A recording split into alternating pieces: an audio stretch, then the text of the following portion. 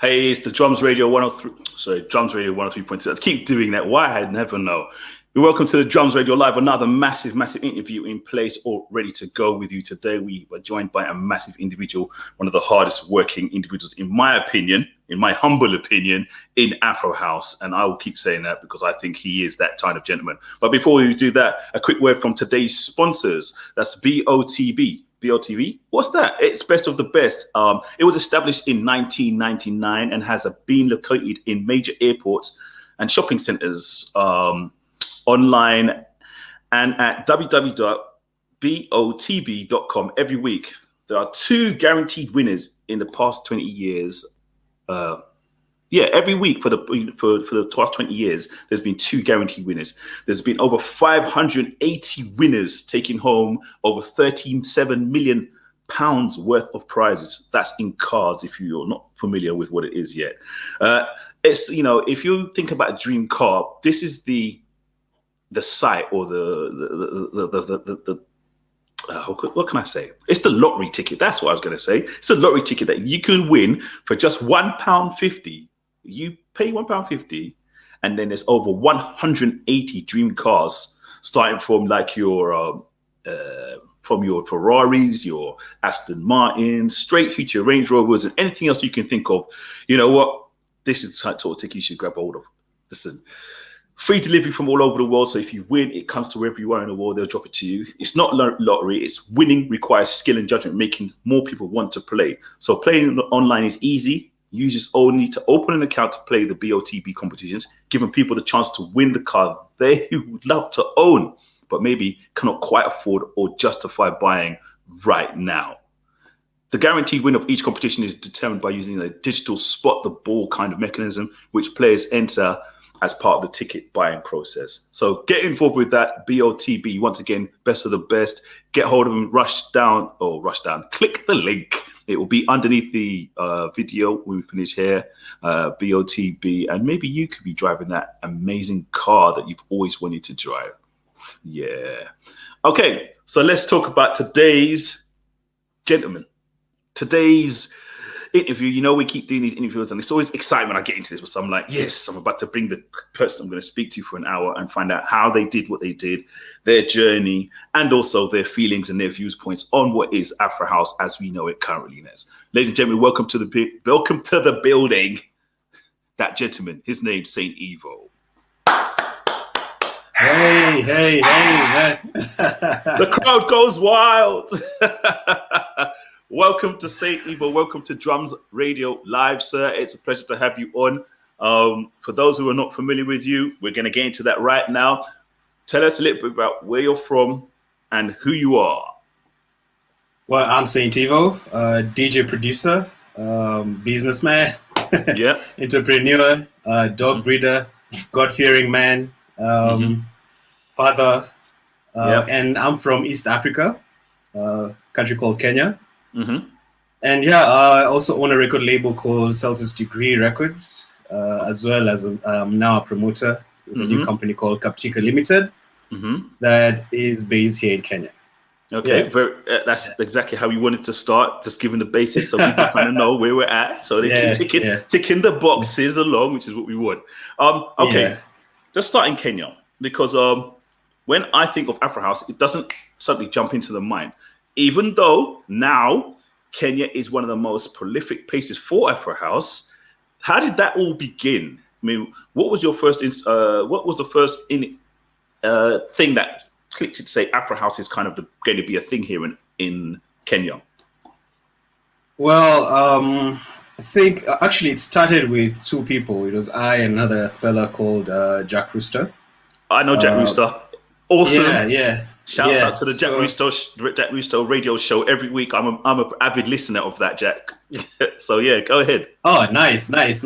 Yeah. So basically, when I came from South Africa, I came back in 2011, and when I came back, there was like nothing happening in regards to house. It was just EDM. Afro House was non-existent, and for me, I started looking out for who else would be doing it, and I found a guy called Jack Rooster. So I was mostly doing on the production end of things, as much as I was DJing as well, but he was mostly on the DJing aspect of things. And we just started pushing this movement of Afro house, and within time it just got a life of its own. But I'd say from around 2014, 15 is where now we started having guys now contributing into the scene. Guys started doing more events, guys started playing more Afro house on their sets. And with time now, it's I would say it's still embryonic at the moment, but we're about to get out of that embryonic phase. Yeah, we're now getting to a point where we're starting to have an identity in regards to Afro house music. So I could say from 2019, 2020 is where now we could say things have started picking up. Where now we're having more producers who are now contributing to the sound. Yeah, definitely. And the growth in the Kenyan market space, as you might say, and beyond that, the African market space. Exactly. No, definitely. Yeah. I mean, once again, as I said about Jack Rooster, it's one of the first people I kind of internationally, when I was looking globally for who was involved in Afro House and who was out there, he's one of the first names I kind of picked up on and kind of followed. I interacted to his departure flights every Sunday morning. And so that's on his radio show, so it's really great to see that it's grown. And I didn't know about you at that time and stage. I think the first time I experienced or got a Saint Evo initiation in my head was I remember getting tagged. I got tagged on Facebook, and it's one of the things like when it was like Facebook was the thing and everyone's kind of being on Facebook continuously. I remember getting this tag from this gentleman and was okay. It's a tag. He's got something going on. But it wasn't once, it wasn't twice, it was every week without fail. This guy came with music, bang, every week new music, bang, new music. I was like, yo, and then, at first we might have been like, okay. And then you started to listen and you were like, okay, the growth's coming and it's happening.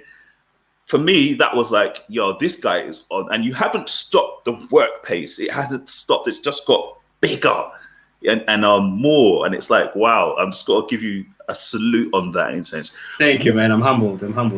Yeah. What inspires you to do that kind of work shed that you keep loading up yourself? I don't know. I think, I'm surrounded with nature where I live, here in Kajiado. So I love nature. I've loved house music for I don't know how long. So I don't know. I think it's the motivation to basically give East Africa, how do I put it?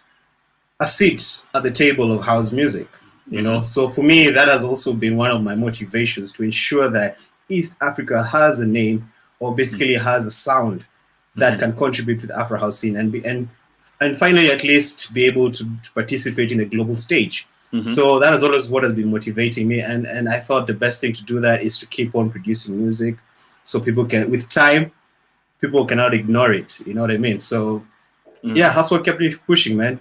No, and it's definitely worked. For those who are watching this that are thinking about beginning or starting, that's one of the things I like to say, people. Consistency is the key. You consistently... Indeed, and discipline. Yeah. And discipline, yes. Consistency delivering, because no matter what, they may not notice you straight away, but after you keep coming, you keep coming with it and you keep coming, we're going to notice you no matter what it is. You have to be noticed. So I commend you on that. Totally commend you on that. All right. Thank you. When you started, so you started tagging people, you started trying to tell people globally that, Kenya has a scene, it exists. And then suddenly you started to get interested in your actual productions and stuff from record labels. What was the first kind of release that you released on? What label was it on? First release was on Arakan. Oh, yeah. Victor Hernandez. I give him flowers for that. He was actually the first guy who actually basically said yes to my submissions. Most of the other labels weren't really interested. Where's Kenya? Who's this? What's this sound? Yeah. So I remember it was Victor Hernandez. It was a song called Pond, and that was my first release. Actually, it was on Traxxus. So but before that, I was releasing on SoundCloud. Yeah, I flooded SoundCloud. I'd flooded SoundCloud. So I could say the first one that actually got to the global platform was the first song I had with Arakan. Okay, definitely. I do remember you flooding the SoundCloud. So as I said beforehand, it's definitely So you've started to receive a bit of success because the growth is happening now. You've seen Kenya now being lighted up, and you'll kind of become the torchbearer alongside Jack Rooster. Now you're pushing through. and you started to now think to yourself, okay, now I've got more people, and are people reaching out with you to kind of collaborate, or are you reaching out to them to collaborate? Which kind of starts happening? Actually, it works both ways. At times I make the effort. At times somebody hollers at me, and from there we just discuss and see whether we share a vision. Then from there we just do it. Yeah. Yeah. Have you found it easy to collaborate? Because I know you like to collaborate. You do a lot of stuff with collaborations. Is it because you're sharing skills and understandings and ideas? How do you go through the process of doing that? And is it something that you actually enjoy? Well, for me, first of all, I like to work with a lot of underground artists, as much as I also like to work with established artists. For me, what I view with production and with music is that it's always an ever-learning process. So with collaborations, it opens me to other worlds where I can learn more about things I could have never learned before. So I think collaboration is also important because they create bridges, and with that you get to share and mesh a lot of cultures, name it, and you could say experiences. Yeah. So for me, for a collaboration to happen, we basically just have to share a vision. If you feel my vibe, I feel your vibe. And and we see that we can be able to get into this. Also formally, also paperwork is important, So paperwork is important, and I think that's a lot of things that artists take for granted in the music. They forget the business aspect of it. But other than that, before getting to the paperwork, I think it's all about having that synergy. Yes. So if that synergy is there, whether it be a producer, whether it be a vocalist, whether it be a percussionist, I think from there it sets the tone and a foundation to build something. Yeah, definitely. What's your favorite collaboration currently? Tough one, man. It's so many songs. Nah. I don't want to leave out anyone. Always try to avoid that. Man. I don't want to leave anyone out.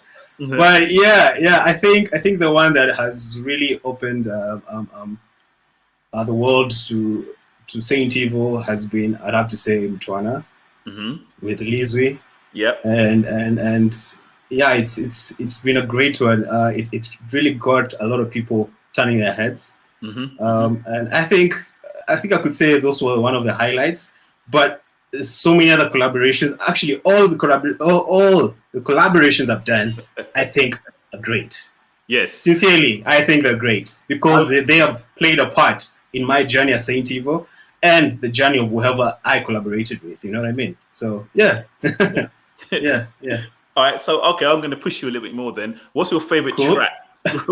What's your favorite track to perform when you're DJing? What's the track that's always in your cart, your DJ carts? Which one of them of your own? I would say Abantu Benche.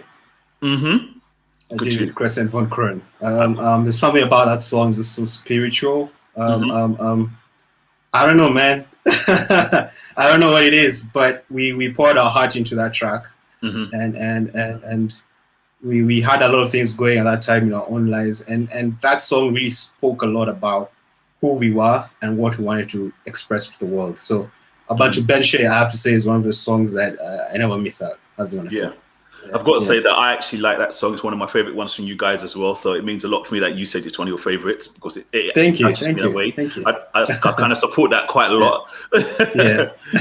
Thank you. So so now you sign us. So Kenya's turned their eyes to you because now they're noticing that they've got their own homegrown son in Kenya doing great things for Afrohouse. How's that feeling at home to be known as one of the leading aspects of Afrohouse in Kenya? Well, it's a bittersweet, as they say, profit is not appreciated at home. But having said that, Kenya is still, as I said, we're still in an embryonic stage, and we're about to step out of it.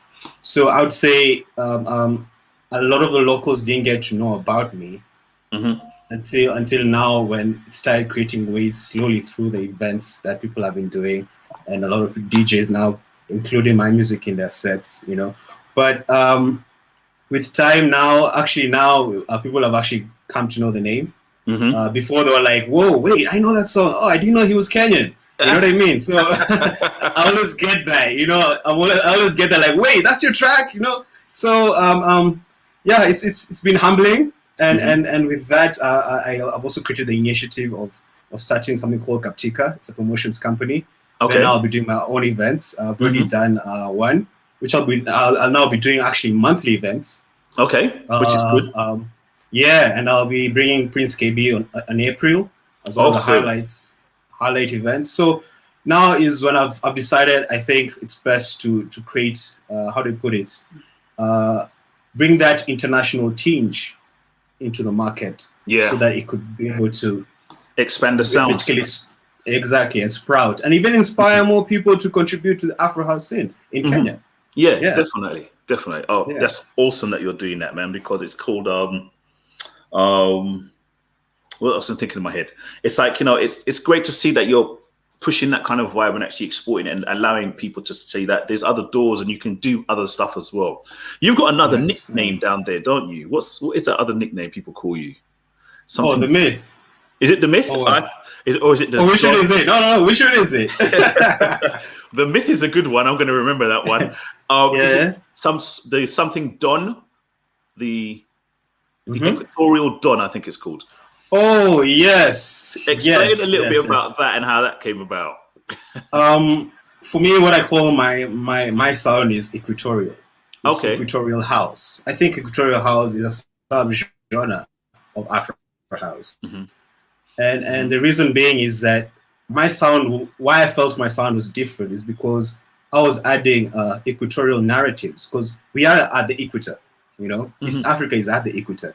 So we have so many cultures. In Kenya alone, we just have 45, you know, tribes and languages, you know. So now if you talk about East Africa, man, like it's a lot, you know what I mean? So for me, it was all about giving it that name, because that is basically what I was putting into the music that I was creating.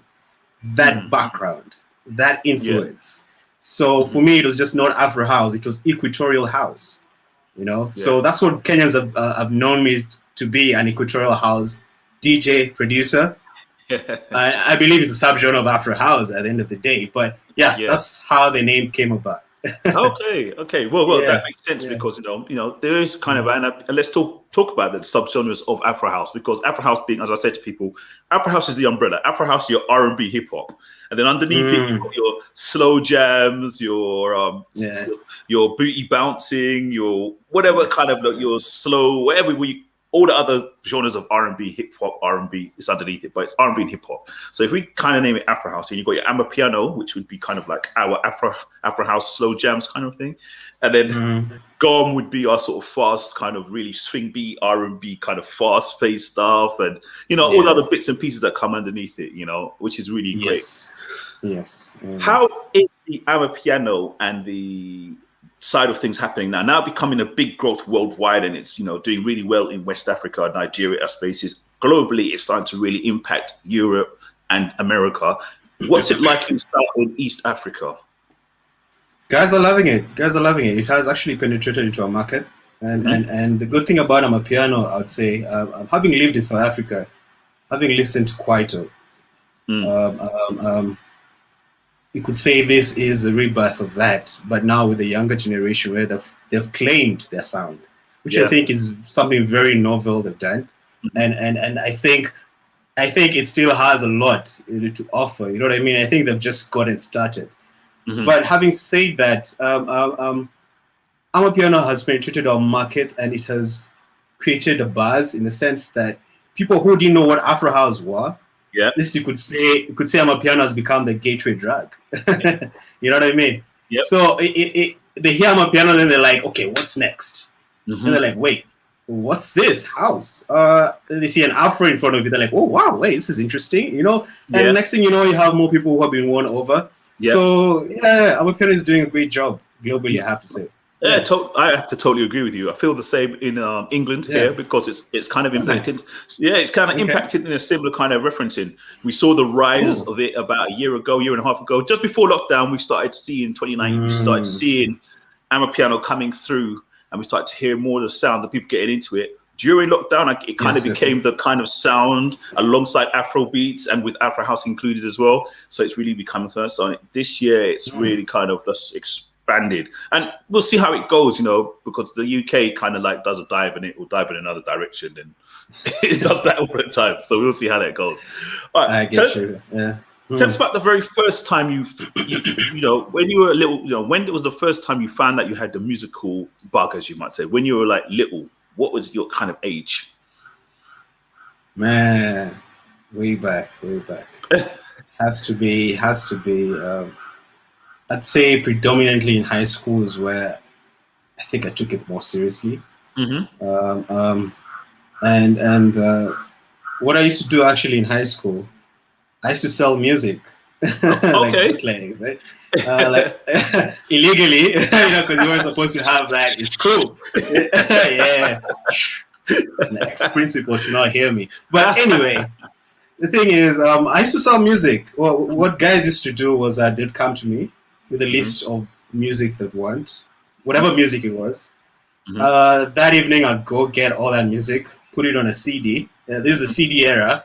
Yeah. And then I'd burn it and I'd bring it the next day. So I was like the plug, you know what I mean? Yeah. If you want this kind of music, that's the guy to go to. And it saved me a lot. I never used to get bullied, even when I was in my early years. Because guys were like, that's the guy you need music. So for me, I think that's why I started taking it seriously. And you know, with that getting all that music and selecting and having all that music on my PC, I dived into it and I was like, wow, this is interesting. You know, and I think that's why it sparked me into thinking, why don't I make music? I want to make music. Other than just listening, I want to make music because I used to have ideas in my head, but I never knew how to actualize them. You know what I mean? So from there, I got FL, started playing with Fruity Loops, I started making all sorts of beats. And the thing is, I remember around 2005, my brother would come down from South Africa because he was living in South Africa at that time. Every time he'd visit us, he'd come with the CDs and he'd be like, "Hey, bro, you need to listen to this." I'm like, what's this? Is this reggae, hip hop? What, man? House music. I'm like, what do you mean house music? It's like, I'm like, what is the genre called house? Who calls that house? What the fuck? Yeah, what does that mean? So and I'd listen to it and I'm like, wait a minute, there's no vocals in this. What's happening here? But but being intrinsic anyway, I was like, wait, this guy's didn't waste their time making this kind of music. There's something to it. So I started diving deeper into it and I started appreciating it.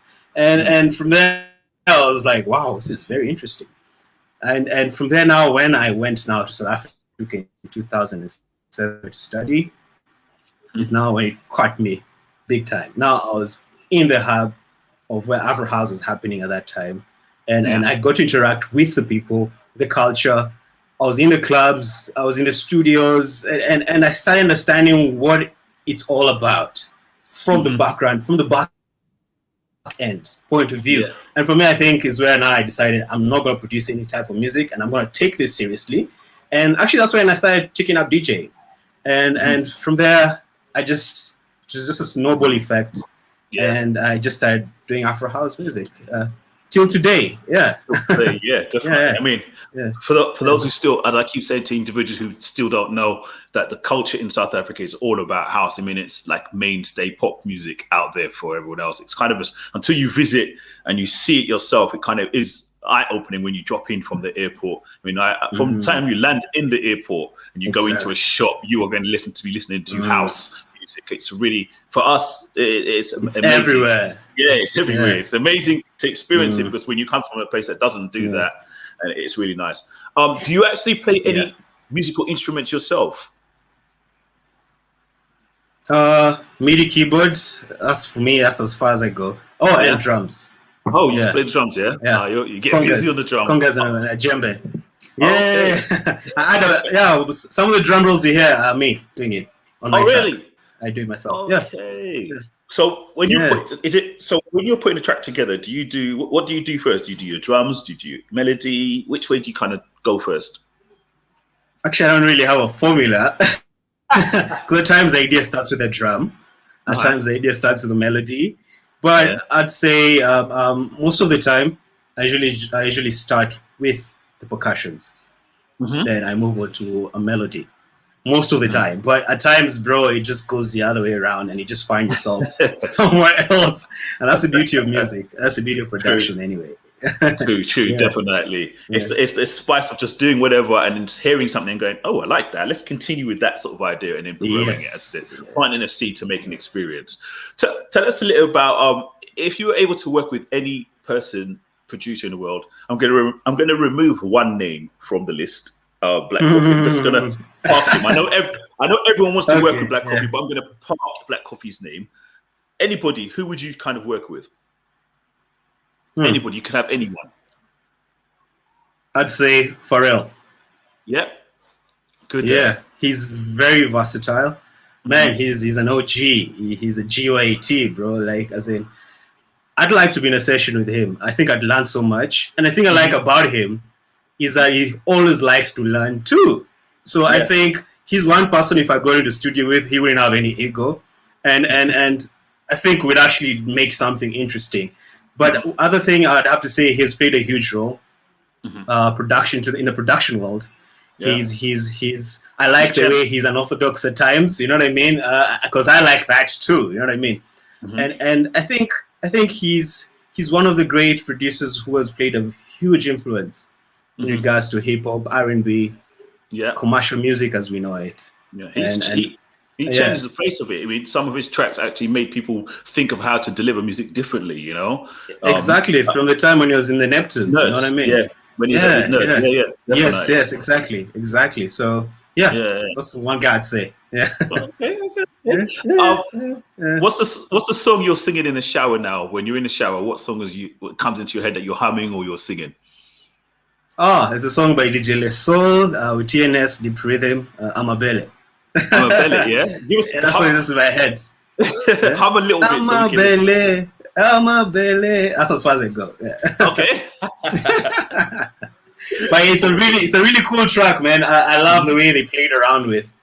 They just put odd things in it, and it had such a tribal feel to it. Okay. You know, they brought back that tribal feel, and I think that's why it has stuck in my head for this long. Yeah.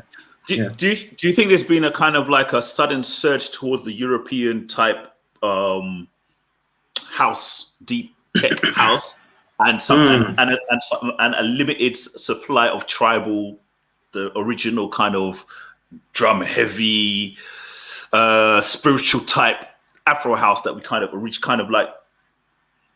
of experienced first, as you might say, then it's kind of changed. Even though there's nothing wrong with the change, as far as I'm concerned, I think it's great to see the development, and I think what will happen is it will meld and come back in. But what's your kind of opinion on that? I think that's the beauty of music. You know, it's not like a specimen of a flower where you get a seed and you know this is how it will look like when it grows. You know, with music, it's unfathomable, bro. It's hard. It's hard to place it within a blueprint.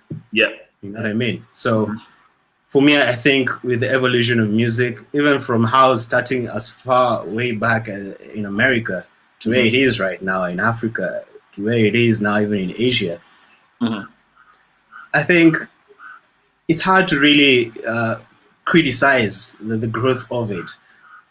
You know, it is taking shape. In its own way and form with its different influences. What I would say is that I think we need to see more, how to put it, more collaborations between different regions. And I think with that, it would really create a catalyst in regards to creating this great genre called Afrohouse. Because as far as I know it, the commercial scene still sees Afrohouse as a little baby, you know what I mean? You know, it hasn't really been like, whoa, yeah, we need to listen to that yet, you know what I mean? But it is slowly happening. It is slowly happening. But I think that is what would catalyze it to reach to a greater length in the sense of having a greater reach, even penetrating into the commercial scene, I think. Okay. Right, we got a question that came in from one of the watchers or viewers. I should call them viewers, not listeners. It says, for Saint Evo, is there an interest in Afrohouse outside our scene outside the Nairobi, Mombasa, for example. Am I correct here? Is there I any didn't quite interest get that. I think it says, is there any interest in the Afrohouse scene outside of Nairobi? That's what I think it says. Outside of Nairobi or Mombasa, for example, in other parts of Kenya, I suspect. Is that? Yes, there is. Yes, there is. Yes, there is. And that's one of the things I'm planning to create more awareness through my events. And with time, we want to expand, obviously. Yeah, definitely. I mean, that's not being the capital. You know, yes, we understand with many cosmopolitan areas, things revolve around the capital city. But I think there is huge interest. It's just that we need more platforms. That's all, I think. Definitely. Yeah. Someone who's doing something kind of similar is the guys in Spectrum, the guys in Lagos, Nigeria, who do in Lagos. Yeah. They do Lagos. They do a number of different. I'm not even going to go. My memory is not great when it comes to the Nigeria and other places, but I know that they move it around, and it's been building the scene in Afrohouse in Nigeria, which has been really, really potentially viable and great for them as well. But it's actually started to see the growth in the scene in Lagos, which is, for me, never. I would, because I played in Nigeria about 3 years ago. I can tell you that.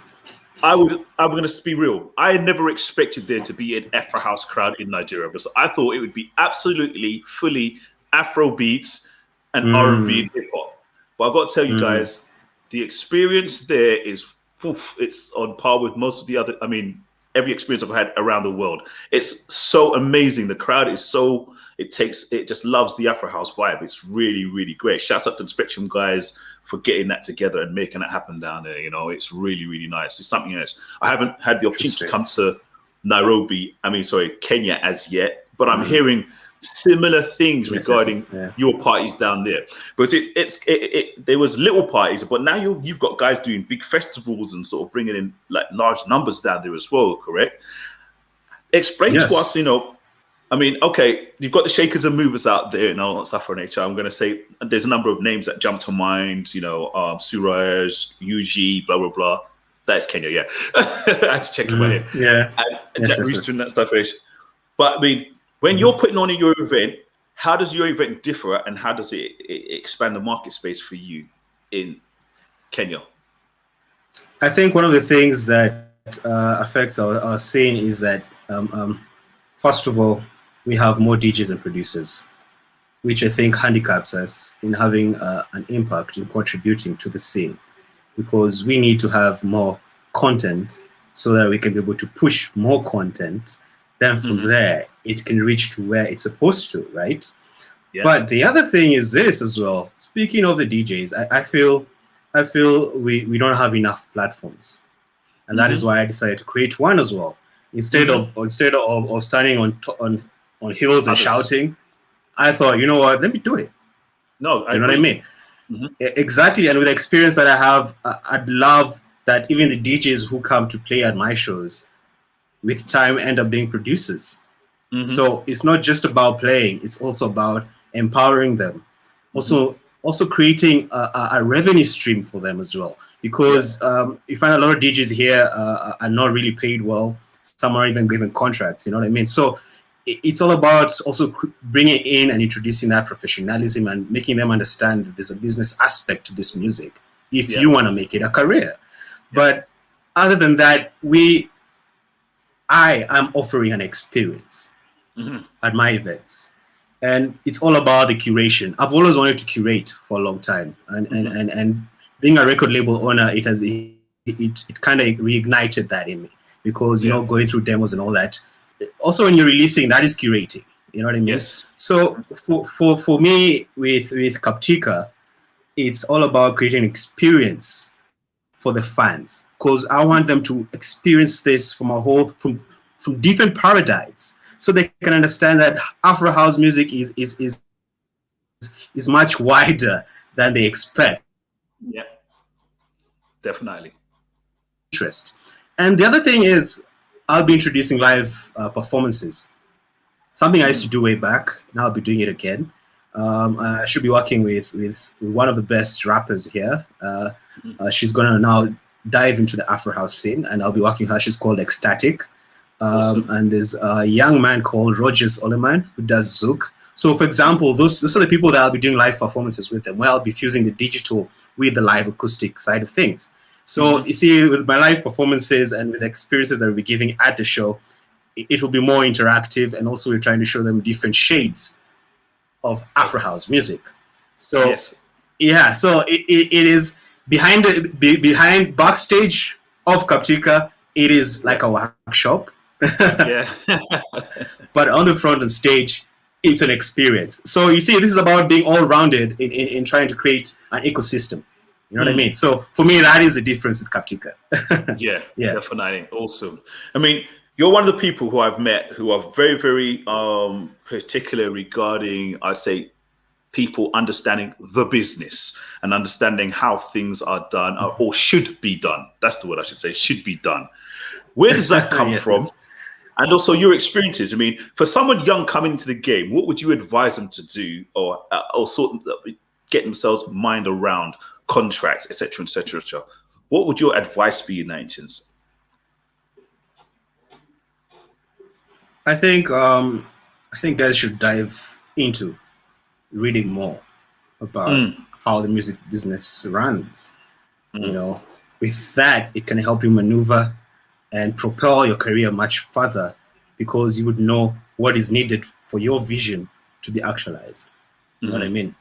I think it's just that education. People need to self-educate, because no one will bring a book to you and be like, "Hey, read this. It's all about music." No one's going to do that. So you have to take that initiative, because my reasoning is this: if you're doing music and you view it as something serious, then view it like any other business.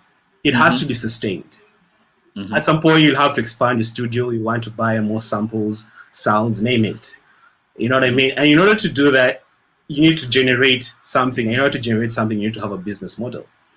I think for me, it comes from the other businesses I run. I do real estate, which is something I learned from my late father. I do it together with my brother, and I also do dog breeding for exporting. So there's a lot of other business I do, also farming. So you see, with all those things, it has really opened me to understand that in everything that you see in the market, it may be whatever it may be, there's a business model to it. So with music, I think artists just need to understand it. Whether you're a vocalist, whether you're an instrumentalist, whether you're a producer, it doesn't matter. I'm hoping that you... Okay, you cut out there slightly. I'm not sure if we're losing him. Okay, Evo, we may have lost you. Are you back? Yeah. You back with us? I think you're back. Yeah, you're back. Yeah. Where was I? You were saying, I think you were finishing up saying that the contract. Yeah. So definitely get into a business model and all that stuff in HR. What advice would you offer to those people who find themselves in a sort of because dealing with a lot of contracts, especially if you're in property as well, because that kind of makes sense now why you're so rigid about each and every answer. What would your advice be for those who find themselves in kind of like a situation where it's they're in a contract that they got into and they find out that it's not really helpful but detrimental to their career? How would you advise them to move forward? It's already... Okay. We're losing you on and off. Can you hear me? You come back in now again. Yeah. It's Africa, we understand. So you're basically saying what... We're trying. So you're basically saying that what does an artist do once they've already signed a contract that they're not happy with, that they later can't find out they're not happy with? Yeah. I think the best thing is to just learn from that and move on to the next.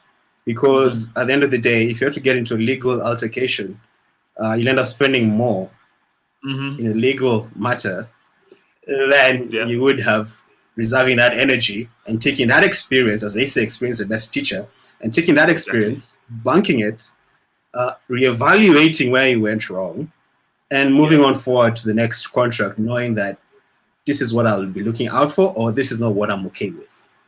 Basically, yeah. Mm-hmm. Yeah, I think. Definitely. No, that's exactly I what I think would. it's bittersweet, but it's what it is. It's what the it wisest is, thing to do, man. It is what it is. It's sometimes, we come into this business as youngsters and you don't understand exactly what you're getting into, but your knowledge comes from your experiences, as you said. Knowledge is experience. Experience is knowledge. It's one of the things that you definitely learn a lot in instance. Right. Okay. So let's talk about the record label and how that came about, because you've done all the tracks, the name started to get around internationally. You're being played on the Drums Radio playlist. You're being played on the Beat 103.6 FM on a radio show by this guy called Mr. Silk. You're doing all these things now. Thank you. How? Yeah. How do you now go to yourself, okay, I'm going to now start bringing in others and creating this record label? How did that come about? I think for me, it was all about also. First of all, it started with my own tracks because I felt a bit limited because there are certain sounds I felt were viable to be released, but do not fit in the same criteria as other record labels. Because every record label has its own criteria of what sound they push. So for me, I felt that my sound was either not understood or maybe ahead of its time. I don't know. But for me, it was more about pushing my productions and pushing other DJ producers that I've interacted with who I thought were really good, but had never gotten the chance for their music to be placed on a platform for people to be able to listen to it. So those were the main motivations for me in regards to opening Celsius Degree Records, and that's what we've been doing.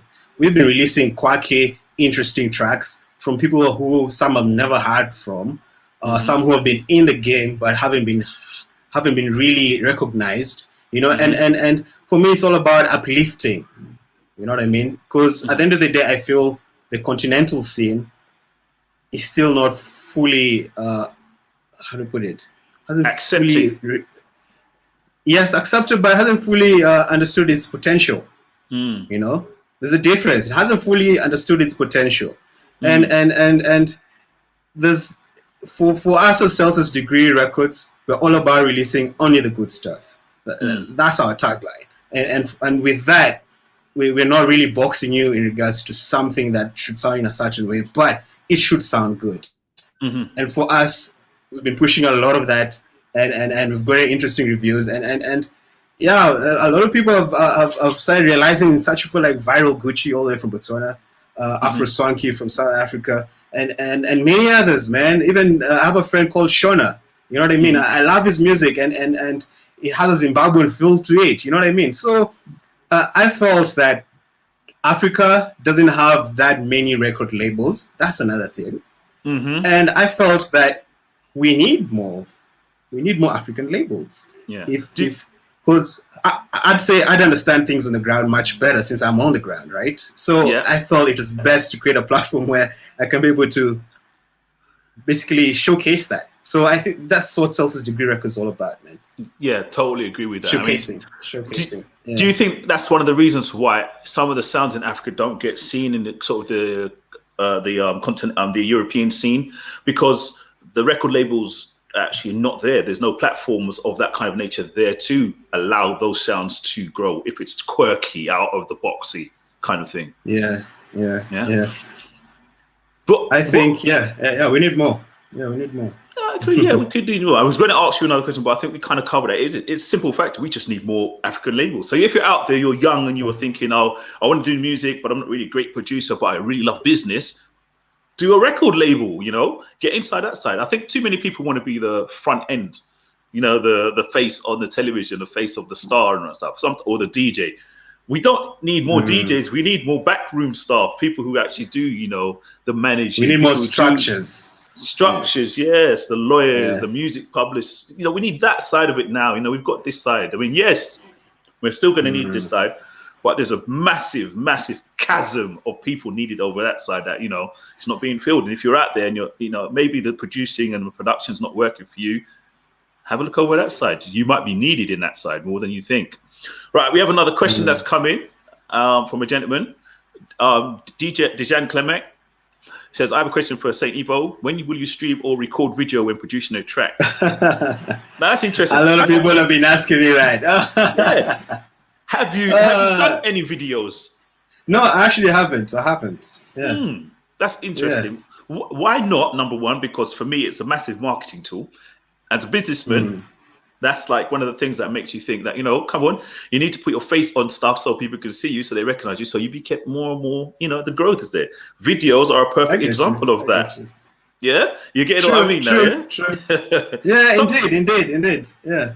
Sometimes it's I'm working on it, but sometime in the future, I'll definitely do that. It's something I have on my list to do. Yeah. Awesome. Most definitely. It's something when I speak to sort of Afrohouse individuals, producers, singers and stuff, I'm saying we need more videos. We don't have enough, you know. Look, let's see a prime example of a scene that's come out that's very similar, and they come out and they're getting videos every week. Are getting a new video. The Amapiano scene. Every week we're getting videos from them. We're getting to see them. We're getting to understand who each individual artist is, and we're growing with them. But for the Afrohouse market space, I'll get 300 to 500 records, emails on a week saying, hey, yeah, I want to get played. I want to get played. I want to get played. Yeah. Okay, great. But, you know, then you'll get a track that'll bust through or do really well, but that video doesn't follow. And I think that's where our market space, we're not pushing forward because we're not following on. And it's kind of like the house scene. The house scene, only a few tracks really go to the stage where they go to video. And I think for Afrohouse to grow in the way it wants to, we have to start becoming people, and we have to start looking at ourselves as artists if we're going to deliver that side of things, rather than just producers who just do another track and then, you know, by next week that track's forgotten and I'm trying to work out what I'm going to do with the next 6 I've got up on the computer, that kind of thing. We've got to start thinking there.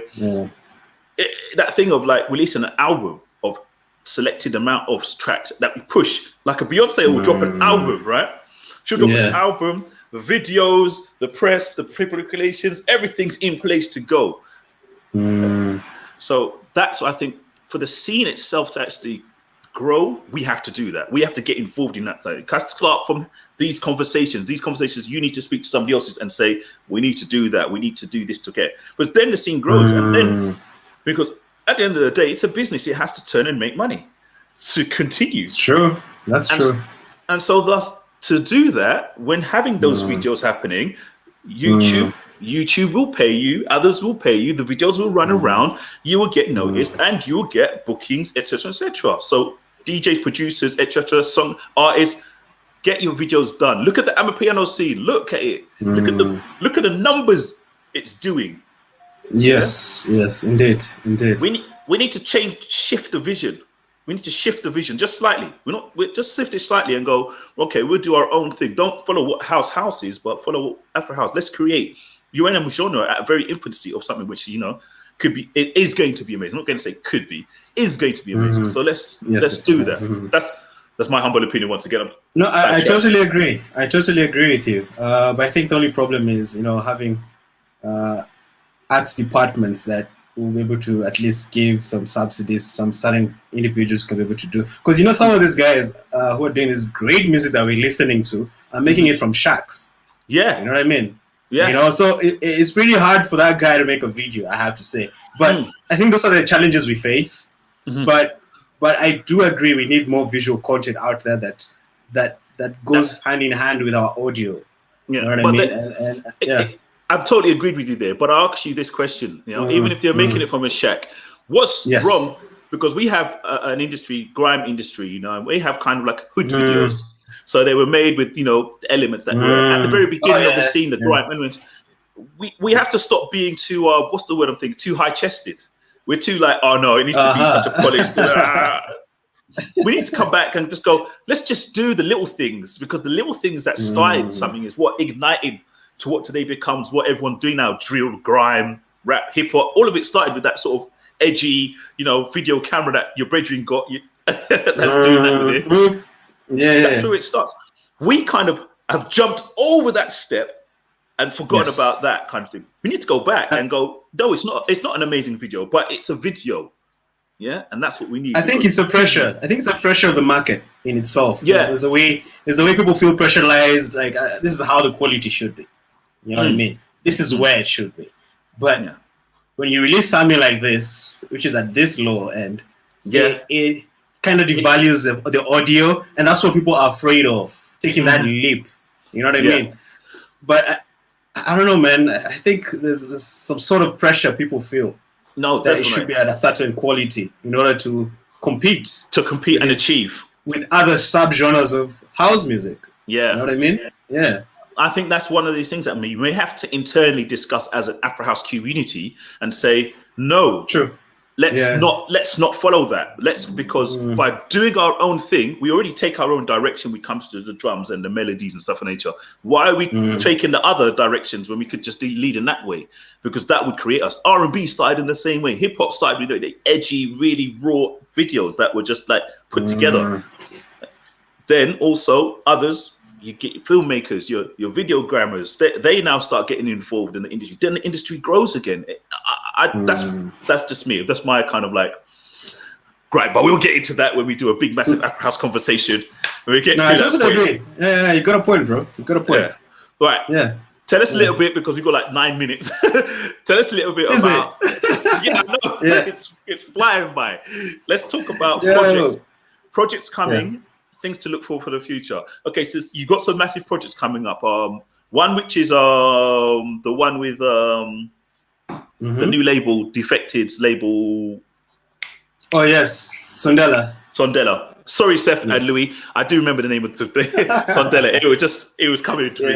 Sondela. Yeah. Tell us a little bit about how that came about and what we're looking forward to in that as well. But it's in the charts already. Sorry, it's doing well. Actually, it's already out. Yeah. So it's already out. I remember I had the original, and it was I think it was like 3 years old, man. And I was like, wait. I listened to the song. I was like, wait, what's that message? This song is so cool. And I spoke to Native Tribe, and I was like, bro, why are you guys sleeping on this track? You know what? What if I did a remix? Would you be cool with that? And he was like, yeah, bro, for sure. And I did the remix, I think, in about 2 days. Yeah. And I was like, I sent it to him, and he was like, effing, bro, this is good. So, because for me also, I really loved the song. You know, first of all, it was a tribal feel to his track. And second was Tanya Walcott, man. She had such a strong message that I could relate to. You know, and for me, I felt, no, I need to play, I need to take this song to another level where it can be reached to more people, because I felt people were sleeping on it. And well, Defected had the song, and it was signed over. Yeah. Next thing you know, releasing it. Sondela. Yeah. Push for a video. But yeah, it's definitely. Louis. Yeah, you heard it here. Video. But yeah, it's definitely one of the ones. We had Native on a few weeks ago, and he was talking about the experience and everything else. And it's really one of the tracks that I kind of loved from the back in the day. So really, thanks you for delivering that spiritually and just keeping it going and blowing through with that as well. What else can we expect from Saint Evo? What other things can we, are in the pipeline, rubbing his hands? I got a lot of projects coming through, as usual. Well, I've got a track that should be coming out on Tribe soon. Actually, 2. One is a remix I've done for the Mike and Odutle. Another song is I've done with Victor May from South Africa. Yep. And there's another song I've done with Shona and Djs. It should be coming out on Soundclock soon as well. There's a remix I'm doing for Leo Guado. I hope he's okay with me talking about it. But actually, that's what I was working on right before this interview. Okay. Shouts out Leo Guado. Yeah, so keep a lookout for that one. There's one I'm doing for, okay, let me not mention it till it's done. Vanessa Jackson.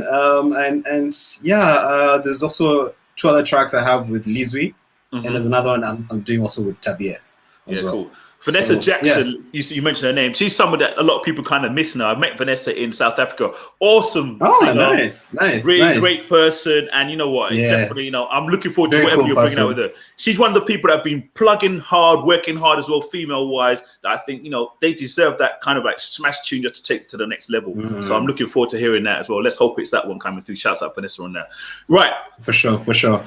Right, Yeah. we got. I'm trying to squeeze everything in now. No problem, right. man. No problem. Yeah. Let's tell us, if you're you're trying to come into the scene, what advice can you give them right now to start in this Afrohouse scene? What would you say to do? What I'll tell them is, first of all, music is not the way it used to be back then. Right? It was less business driven. We're now in a different era. Things have changed. There's bigger corporations involved now. So I think the first thing I'll tell them is this: I think it's maybe 5 things. First thing, they need to understand the business. Get to understand. If you're getting in the business, do you want to be a producer? Do you want to be a DJ? Do you want to be a sound engineer in regards to even doing scoring, name it, jingles? Like, there's various aspects of music that people don't really understand that there. Get to understand where you feel your strength is at, or where your passion drives you to. And second, don't be driven by fame. Third, do your due diligence in regards to everything. And 4, discipline. 5, consistency. I think, these are the things I'd say. Awesome. Okay. Yeah. And as a young producer, I've seen it. I've seen the Celsius degree. My track is quirky as far as I'm concerned. No, it's dope and quirky. And I say quirky, I mean in a good way. Sorry, really amazing and quirky at the same time. Yes. What kind of, what things should if I'm going to send it to Celsius degree, what things should I sort of be listening for or hoping to put forward in your kind of mailbox? This is what I always tell most of the guys who before they send a submission, they're like, hey, are you okay with me sending this? Are you okay with me sending that? I usually tell them, no, bro, just send it. Send it. If I and the label team feel it, we'll release it. It's as simple as that. It's as simple as that. Awesome. Because, bro, you might be saying no to the next biggest sound. Yeah. You know what I mean? So you have to remain open with music, because as I was saying, it doesn't have a blueprint. It grows and evolves in its own shape and form. That's correct. So, that's correct. So I just say, send the music. Okay, cool. All right. So I would say, in your case, is there anything that you feel that you need to discuss in the Afrohouse scene, the genre, the music itself, its future, that you would like to propose to individuals out there or discuss more openly? I think one of the biggest issues, I'd say, or topics I think that needs to be discussed more about, is having more African music digital platforms. And this I say because we're kind of handicapped, I have to say, as a continent, because at the end of the day, we just had Spotify came recently, bro. Yeah, that's right. Like Kenya is on the forefront of tech in the whole of Africa, and Spotify just came a few weeks ago. Are you getting me? Like, there's a huge disparity. I think we need entrepreneurs who have great capital to step in, who love the music, who are passionate about the music, to come in and actually create platforms. Not only in Africa, but I'd say Africa because that's where I'm at. I'd find it hard to speak for other regions, because I may not understand what affects them. But I'll speak for myself, being in Africa as an African, is that we need great people who have that great capital, who can be able to create platforms and have that passion, so that, because trust me, bro, if we had platforms where I was making 50 cents from a track instead of making 0.004 from a stream, trust me, in lockdown we'd have millionaires, bro. Because out of 1,000 streams, that's already $500, bro, and that's a lot of money. So for me, I think that is what we as African entities here, and labels and artists and musicians and DJ producers need to do, because we understand our systems here better. Our systems that may not be the same as it is in other regions. So I think we need to create platforms and systems. Yeah, no, not really systems, structures. Yeah. That can be able to uplift. Yeah, you know, exactly. They can be able to empower our DJ producers, our artisans, our creators, and be able to give them that catapult needed, and be able to also make a living out of what they do. You know what I mean? Definitely. And I think with that, we can be able to then offer more to the world. I think. Yeah, definitely. Yeah. I think there are a few new or coming up platforms. One is Audio Mac, which is starting to basically, it pays you directly. It's paying the record label and the actual producer directly. So it's cutting out the distributors and the Beatles in the middle. You and the platform are working together to deliver your stuff. But I'll discuss that with you, because I'm working with some things in the background, as you might say, to try and help, because I totally understand your positioning, and I'm one of the people that I'm going to put up the banner, as you might say, and say, look, our artists have to get paid, and if I can help in that kind of a manner and to facilitate that, I'm going to do that. So I'm looking forward to it. So I'll have a conversation with you as well regarding that. But sure thing. Yeah. If anybody else out there wants to get in touch with Saint Evo, whether through the label or whether through social media, please tell us how they would do that. Or you can find me on IG at Evo the Myth. You can find me on Facebook as Saint Evo. And you can also send me an email at saintevo@celsiusdegree.com. Yeah. Awesome. Yeah. Okay. Yes. Well, I'm going to say it was an hour. I said it was going to be an hour, and maybe we could have talked for much longer. We may have to do another one, or bring you into a panel and let you do a panel with us as well, because there's so much more. And I know you're already thinking in different ways and stuff, but there's been stuff that we've discussed here that's got me thinking as well.